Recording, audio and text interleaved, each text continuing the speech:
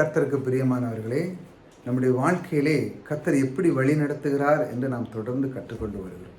ஒவ்வொரு நாளும் நம்முடைய வாழ்க்கையிலே நீங்கள் உண்மையாகவே இருந்து நிதானமாக கொஞ்சம் இருந்து சிந்தித்து யோசித்து பார்த்தீங்கன்னா, எத்தனையோ காலங்கள் முன்பாக ஒரு 10 வருஷத்துக்கு முன்பிருந்து நீங்கள் இப்போ பார்த்தீங்கன்னா அவருடைய வழி நடத்தலை நீங்கள் அறிந்து கொண்டிருக்கீங்க.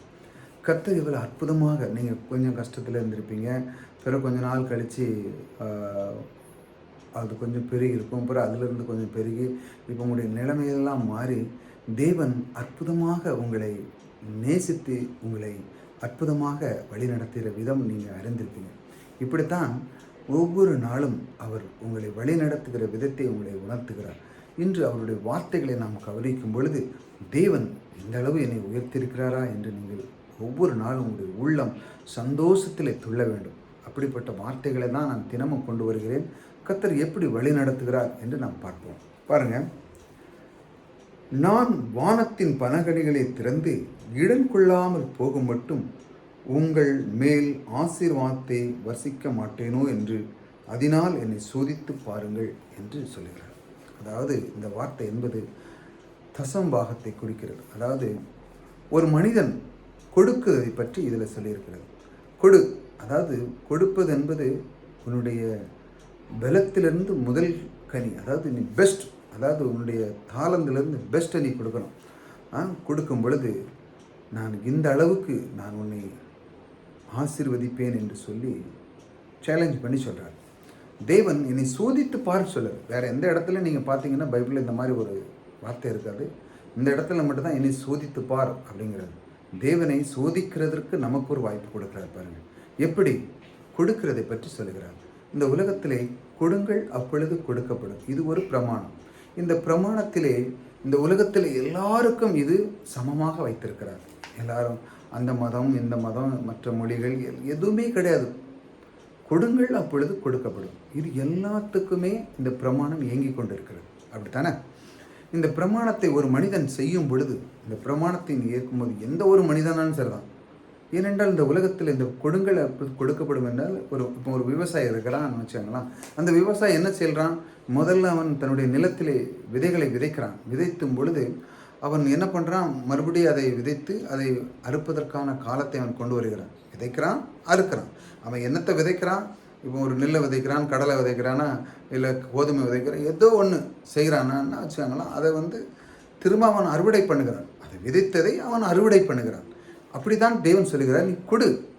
அந்த அளவுக்கு நீ கொடுக்கும் பொழுது நான் இடம் கொள்ளாமல் அந்த அளவுக்கு நான் உன்னை ஆசீர்வதிப்பேன். அதாவது தேவன் அந்த கொடுக்கும் பொழுது அதை அந்த அளவுக்கு ஆசீர்வதிப்பேன் என்று சொல்லு. இது பணம் மட்டுமல்ல, இப்போ வார்த்தைகளும் அப்படி தான். இப்போ நான் உங்களுக்கு பேசிக்கிட்டு இருக்கிறேன், தேவனுடைய வார்த்தைகளை நீங்கள் கேட்டு உள்வாங்குறீங்க.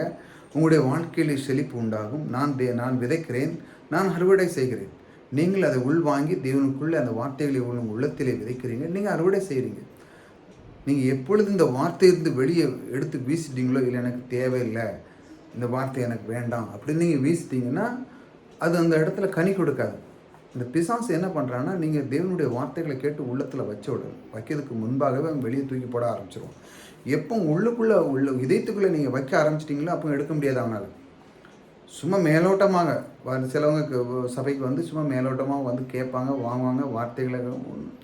சபைக்கு வெளியே போன உடனே அவருக்கு என்னப்பா அவர் அப்படி போதிக்கார், இவருக்கு என்னப்பா இப்படி போதிக்காருன்னு சொல்லி அப்படி சொல்லிட்டு தேவனுடைய வார்த்தை உள்ளத்தில் வைக்க மாட்டாங்க. தேவனுடைய வார்த்தைகள், தேவன் என்ன சொல்கிறார்?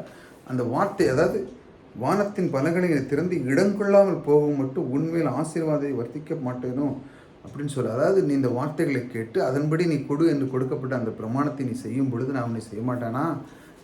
நீ என்ன சோதித்து பாரு, நான் உனக்கு செய்வேன் என்று அவர் வாக்கு கொடுக்கிறார்.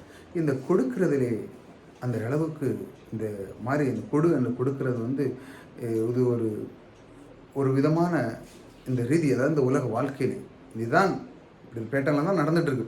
பாருங்கள், நீங்கள் பாருங்கள், நிறைய பேருக்கு எக்ஸ்சேஞ்ச் நீங்கள் கொடுக்கீங்க, அங்கே தருங்க. பணம் கொடுத்தீங்கன்னா வேறு பொருளை கொடுക്കാം, பொருளை கொடுத்தா பணம் கொடுക്കാം. இப்படி தான் இந்த உலகம் இயங்கிட்டு இருக்குது. ஒன்று ஒன்றா கொடுத்து இயங்கிட்டே இருக்குது. அப்படி தானே? இப்படித்தான் இந்த பிரமாணம் விதைப்பு அறுப்பு பூமி உள்ளளவும் விதைப்பு அறுப்பு உண்டுன்னு பைபிளில் போட்டுருக்கு. அப்படி தானே? உண்மைதானே? அது பூமி உள்ளளவும் விதைப்பு அறுப்பும் உண்டு.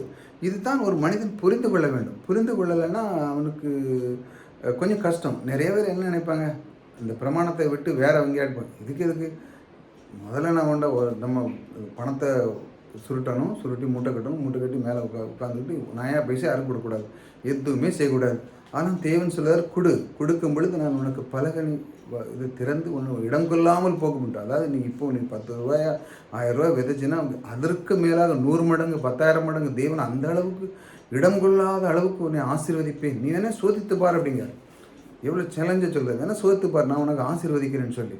பாருங்கள், நிறைய விவசாயிகள் பாருங்கள் இந்த மாதிரி செய்வாங்க. நிறைய ஒரு பெரிய பெரிய நிலம், ஏக்கர் கணக்கான நிலங்களை வச்சுட்டு இருக்கவங்க இப்படி எடுத்து தானம் பண்ணுவாங்க. ஒரு 100 மூட்டை கிடச்சுன்னா 10 மூட்டை கொடுப்பா யார் காட்டு அப்படின்னு சொல்லி. அந்த மாதிரி எல்லா மதம் மொழிகளில் இருக்கவங்கள இந்த மாதிரி செய்வாங்க. இது கொடுக்கறது பிரமாணம் எல்லாத்துக்கும் வேலை செய்கிறது. இந்த மாதிரி நீங்கள் இதை புரிந்து கொள்ளணும், தேவனிடத்திலிருந்து கற்றுக்கொள்ள வேண்டும். பாருங்கள், மற்ற இதிலெல்லாம் இந்த மாதிரிலாம் நீங்கள் கேட்கறதுக்கு இந்த மாதிரி ஒரு வாய்ப்பே கிடைக்காது. இந்த மாதிரி இப்படி ஒரு பிரமாணத்தை தேவன் வச்சிருக்கிறார், இதை நான் செய்யும் பொழுது எனக்கு பல விதமான ஆசீர்வாதத்தை தேவன் தந்து இடம் கொள்ளாமல் போக மட்டும் என்னை ஆசீர்வதி, என்னை சோதித்துப்பார் என்று சொல்லுகிறாரு. வேறு யாராவது சொல்லுது நீ பார்த்துருக்கீங்களா? நம் தேவன் அப்படி உங்களை வழிநடத்துகிறார். பாருங்கள், எந்த அளவுக்கு உங்களை வழிநடத்த முடியுமோ உங்களை வைத்து அவர் என்ன விரும்புகிறார் அதை முதல் நல்ல கவனிங்க. அவருடைய விருப்பம் சித்தம் விடுதமா நீங்கள் செழித்து இருக்கணும். நீங்கள் எதுலேயுமே ஓட்டாண்டியாக போகக்கூடாது. நீங்கள் அவருடைய பிள்ளை. நீங்கள் கம்பீரமாக இருக்கணும், சந்தோஷமாக இருக்கணும், காரு பங்களா வீடு எல்லாம் இருக்கணும். உங்களை பார்த்து மற்றவங்க பொறாமப்படாத மட்டுமல்ல, உங்களை பார்த்து பயப்படும். என்னடா அப்படி சொல்லிட்டீங்கன்னு நினச்சி உண்மைதான். பைபிளில் நீங்கள் பார்த்தீங்கன்னா அப்புறம் ஈசாக்கெலாம் அவன் பாருங்கள், அவன் வெட்டுற கிணறெல்லாம் தண்ணி வருது, வெட்டும் போதும் இன்னொருத்தன் வந்துடுறான், இது எங்கள் கிணறு தாத்தா கிணறு அப்படின்னு சொல்லி. ஆனாலும் மற்ற இடத்துக்கு போகிறான், அப்படியும் வெட்டுதான். இவன் செய்ய செய்ய செய்ய செய்ய விருத்தி ஆகிட்டே போகிறான். இதெல்லாம் மற்ற பக்கத்தில் இருக்கவங்களாம் பார்த்து ஐயோ இவன்கிட்ட இருக்க கத்தர் இவன் இந்த அளவுக்கு இப்போ இருக்கிறாரு அப்படின்னு சொல்லி அவனுள்ள ஒரு ஒப்பந்தம் பண்ணியிருக்கான். பண்ணதுக்கு வரான். ஏன் உங்களுக்கு நீங்கள் இவ்வளோ பெருகிட்டு போகிறீங்க, அதனால் எனக்கும் உங்களுக்கும் ஏதாட்டும் ஒரு பஞ்சம் வந்துடாத அளவுக்கு உங்களுக்குள்ள எங்களுக்கு இல்லாத அளவுக்கு எங்களை இருக்கட்டும்னு சொல்லி ஒரு ஒப்பந்தம் பண்ணுறான். அந்த அளவுக்கு கர்த்தர் அவன் ஆசீர்வதி. இப்படி தான் உங்களை வழிநடத்த விரும்புகிறார் கர்த்தர். பாருங்கள் எப்படி வழிநடத்துகிறார் பாருங்கள். இதை நீங்கள் ஒரு மனிதன் வாங்கும் பொழுது உங்களுடைய உள்ளம் மகிழ்ச்சியாக இருக்கும். கர்த்தர் எப்படி வழிநடத்துகிறார், இந்த வழிநடத்துகிற விதமே வேறு. அவருடைய விதம் நீங்கள் ஒரு மனிதன் புரிந்து கொள்ளும் பொழுது அவனுடைய உள்ளத்திலே ஆனந்தமும் சந்தோஷமும் மகிழ்ச்சியும் சமாதானம் கிருபை, எப்பொழுதும் கனிதன மரங்களை போல வீட்டில் எல்லாரும் உங்களுக்குள்ளே இருந்து உங்களுக்கு சந்தோஷத்தை கொடுக்குறவர் தான் உங்களுக்கு இருப்பார். உங்களுக்கு ஒரு நாளும் உங்களுக்கு யாருமே சந்தோஷம் இல்லை, உங்களுக்கு நான் கஷ்டப்படுத்த போகிறேன் அப்படின்னு யாரும் இருக்கும். ஏனென்றால் உங்களை தேவன் விரும்பி இருக்கிறார். அவருடைய சித்தம், அவருடைய விருப்பம், இப்படி தான் அவர் உங்களை வழிநடத்துகிறார். கர்த்தர் எப்படி வழிநடத்துகிறார் பாருங்கள். நீங்கள் அவர் கர்த்தருக்காக கொடுக்கும் பொழுது, மற்ற காரியங்களுக்காக கொடுக்கும் பொழுது, நன்மையிலே பல கனிகளை பெஸ்ட்டாக கொடுக்கும் பொழுது தேவன் அந்த மாதிரி காரியத்தில் அவர் உங்களுக்குள்ளே இருந்து அவர் செய்ய விரும்புகிறார். இப்படிப்பட்ட வார்த்தைகளை பற்றி கொள்ளுங்கள். தொடர்ந்து இந்த மாதிரி கர்த்தர் எப்படி வழி நடத்துகிறார் என்று நாம் பார்ப்போம். கர்த்தர் உங்களோடு கூட இருக்கிறார். கர்த்தர் உங்களை ஆசீர்வதிக்கிறார்.